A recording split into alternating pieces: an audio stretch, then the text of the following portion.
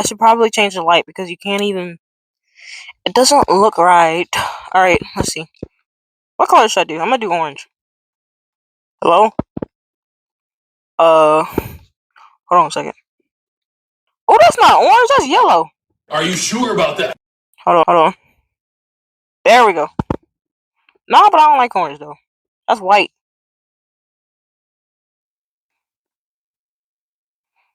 Oh! Nah, we're gonna do yellow. That's great. Nah, bro, I'm going back to. Yeah, I'm so sorry. I'm really so sorry here. Alright. Let's talk about it. We're gonna talk about it today. Ignore the microphone just hanging halfway out my mouth. That's the way I can do it here. That's just how it works. Okay, so hey guys, today we're gonna be talking about a subject that a lot of people are like really confused about when it comes to me and like what I talk about and like what I joke about sometimes. But something, if you're new to this channel, please make sure to subscribe. You know, I'm trying to hit that 2.5k. Anyway, if you're new to this channel, I do not identify as a furry. Now that's really confusing for a lot of people because you come on my channel and you see like 10,000 fursuits and you're like, what in the world is this girl talking about? So, let me first talk about the facts, and then I'll also address why I personally don't identify as a furry and some of the experiences I've had in the past. So first, the facts. What is a furry? What is it? Now let me something really funny is that actually the definition of furry has actually changed. When I first got into the furry fandom and when I actually was identifying as a furry, it meant someone that was interested in draws anthropomorphic animals. I have a screenshot of it somewhere, I swear I'm not lying. I just don't know where. It's like probably deep into OneDrive back in like, I don't know, 2019. I don't know. But then you also have the definition nowadays, which is someone who dresses up as anthropomorphic animals. Which one is a furry?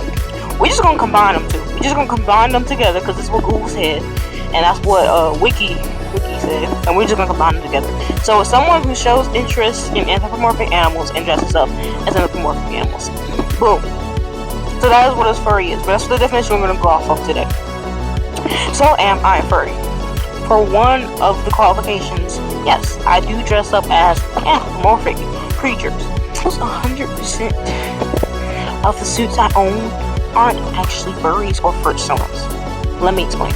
These characters, besides Slushy is the only actual technical furry.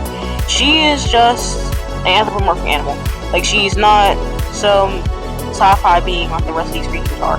And so, I often create, I like sci-fi, first of all, but I often create hybrids or aliens. So, for example, this suit right here is a hybrid between a wolf, a deer, and an anglerfish. Almost all my sonas that are in suits right now or have been created to be suits right now are not furries or personas, but they are literally cosplays of creatures and aliens or hybrids I've made up. So instead of being interested in anthropomorphic animal, it's just actually, for me, interest in animals that are mutated. And because these animals are mutated, they can walk on two legs if they want to, or they can walk on all fours. As a matter of fact, my main sona, Shima, switches between the two and is an intelligent being. I don't often do well with roleplay, so I often like to make my creatures intelligent. Rather, what's 9 plus 10? 21. You just stupid. So yes, a lot of my creatures and aliens I make are intelligent and have their own are intelligent and have their own civilizations and tend to not just be like a non-talking being. I don't know how to explain it. Anyway, the point is that technically these creatures are furries or personas. They are actually cosplays of aliens and creatures I have made. Okay, so we've gotten that out of the way. Okay, so we're going to go on to reason 2. What is the second reason that besides personal experiences, that is factual, that I don't identify as a furry or I don't qualify as a furry? I just lost my train of thought. Dang, I was going somewhere. Okay, yes, I'm back, y'all. So, oftentimes you'll see when it comes to like older furs or people that have been in the furry fandom for a while, or even just for a little bit, they'll often talk to younger furries or people that had just not actually relate to age, but just people that just gotten into the furry fandom, and they'll be like, "Can I be a furry without a fursuit?" The answer is yes. So, just using some little reverse psychology here, if someone can identify as a furry without having the supposedly staple part of being a furry, which is a fursuit, then why does someone that has a fursuit has to be identified as a furry? See where I'm going here? Anyway, and now we start to get into some more of subjective thinking, maybe? I don't know. I'm gonna throw another fact in there, because I don't want to just give like 2 facts and then just be like, alright, the rest of this emotion. Secondary fact is, I lost my train of thought. I don't go off of strips. Oh my god! Your hobbies don't define who you are. That is the third fact. I have a long list of things that I enjoy to do, collect, whatever. I have a long list of hobbies. And if I was to identify myself as one singular hobby, I could shut out other potential hobbies and things like that. And that could really limit your creativity and who you want to be. Anyway, I'm into a lot of hobbies, and I love them all a lot.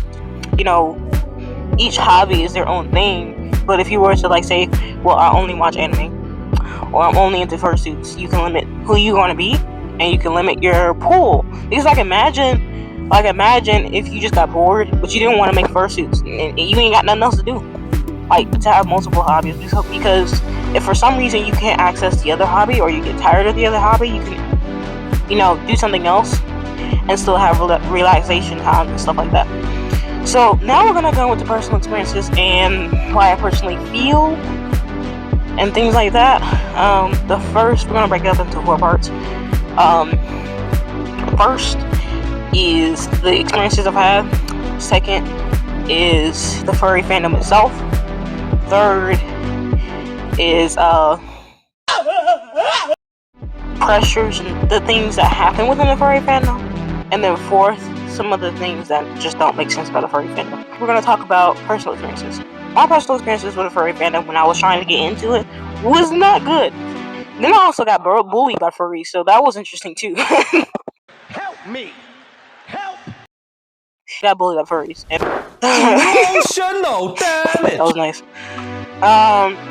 But again, I understand that these experiences are just mine, and that just because I got bullied by furries, just because my experiences were negative, doesn't mean everyone else is.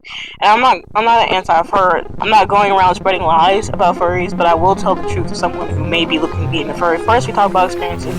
The second thing was supposed to be the fandom, right? This is what happens when you don't do videos. So, the fandom itself. I love how my phone just cut me off. Like, I was just talking and it just stopped recording. Alright. So anyway, we were talking about the fandom itself. The fandom is such a big thing. I don't know if there's an exact number of how many people identify as a furry and identify as a part of fandom, but it's big. I know it's big. I just know. Because, I just know it's big. But anyway, when it comes to the furry fandom, being a furry and being a part of fandom means different things for different people. Now, that in itself is okay, because, some people don't even want fursuits. Some people just like drawing furries and role playing as them and doesn't want a fursuit. Some people can't afford a fursuit, understandable. And, yeah. But, like I said, the furry fandom can be different for each person. Because of that, though, that creates some disunity amongst the community. Not directly with those people, directly headbutting each other, but from the outsiders or people that may be on the edge about joining the fandom, that can create some unevenness. Because you ask one furry, maybe a younger fur that's a teenager or in their preteens, what it's like to be a furry, and they may say, okay, well, it's like to express yourself and to enjoy yourself. And then some furries may say, well, it's about making others happy, making yourself happy, and being silly. And then some people may be like, oh, it's about wearing fursuits and having a good time. So for each person it's different, and that's okay. But there makes some inconsistencies, and because of that, when it comes to situations that the furry fandom needs to dress together as a whole, they cannot be addressed properly because of the fact there's so many differing opinions, which is fine, but because of the fact there's so many different opinions, it just kind of just whoop. The furry fandom for me pushed me and kept trying to break my boundaries, and I really didn't appreciate that. And I say furry fandom because it wasn't just one furry, it wasn't just two furries, it was a collective of furries I had met that tried to push and push and push, and I did not appreciate it. Now, a lot of people come to the furry fandom. What I mean by this is that a lot of people come to the furry fandom looking to find who they are. I wasn't looking to find who I was. I already knew who I was. I just was looking to find other people that wore fursuits and were like-minded. But people were under the idea that I was looking to find myself. And I had already found myself. I already knew who I was. And because of that, there was a lot of boundary pushing. A lot of it. For me, there's been several times where I've personally said, no, I just don't like that. Or no, my personal preference does not include that. And people have pushed me and tried to push me into doing what they wanted me to do. And I was just like, no. And because of the way my parents raised me, I've been able to avoid those issues where something bigger than how someone was raised. There's just differences. And it can push someone away from the fandom or you as a whole if you continue to try to push their boundaries. And a lot of times, secondarily, people were trying to force me to believe that I was a furry after I left the fandom. And I was like, no. It was one of those things where it's like, you are a furry, you accept it or not. And I was like, dude, you can't really say that. See where they're coming from, but you can't really force someone to accept something like that.